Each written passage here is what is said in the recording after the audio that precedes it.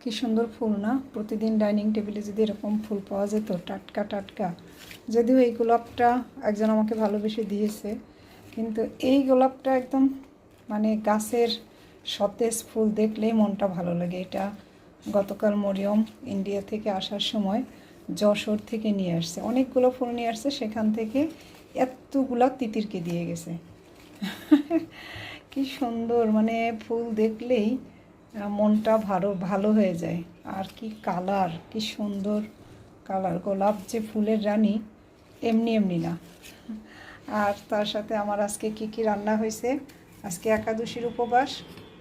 আমি তো ড্রাই ফাস্টিংয়ে থাকি, আমি আমার বাবা তিতিরের জন্য এটা ঢেঁড়স, এখানে সালাদ, তারপর আছে এই যে একটু ভাজি, আর আছে হচ্ছে আলুর তরকারি, আর একাদশীর দিনে যেটা পোলাও হয়, সাবুর পোলাও। এই হচ্ছে আজকের ডাইনিং টেবিল।